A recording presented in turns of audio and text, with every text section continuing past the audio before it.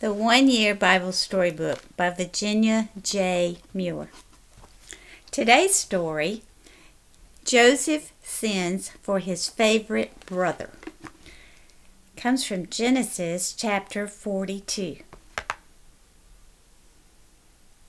After 3 days, Joseph let his brothers out of jail, and he talked to them again. "I've decided not to keep all of you in jail," he said. "I'll just keep one of you, and the rest shall return home with enough grain to keep your families from starving. But you must bring back your youngest brother to me, so I'll know that you have been truthful with me." The men agreed to do this. They talked among themselves about the trouble they were having. "This is God's way of punishing us for the terrible thing we did to our brother Joseph," they said.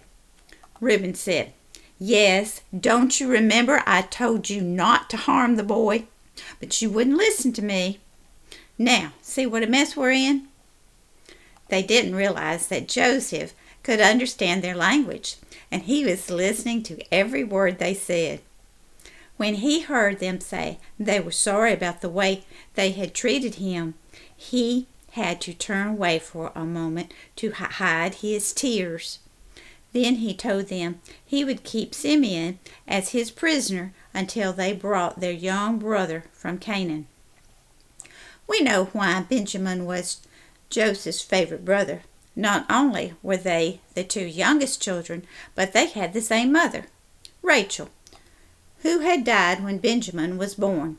Benjamin was Joseph's full brother instead of a half-brother, like the rest of the men who had different mothers.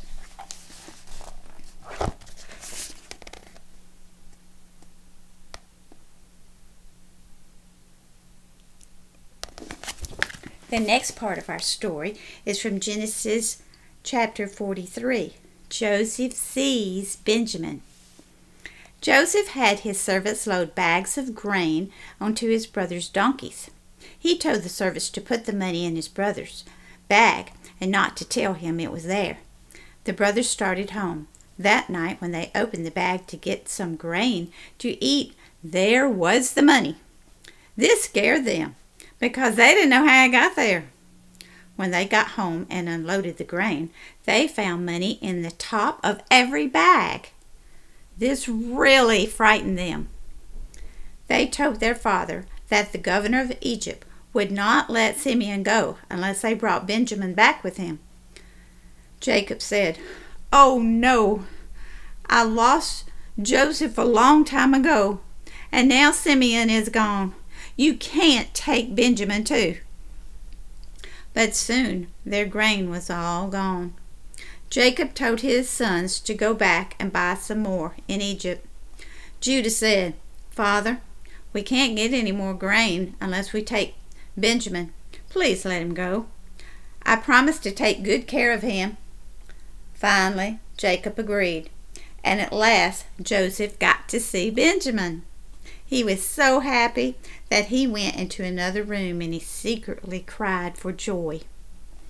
He invited all the brothers to a dinner and seated them at the table according to their ages. They wondered how he could know so much about them.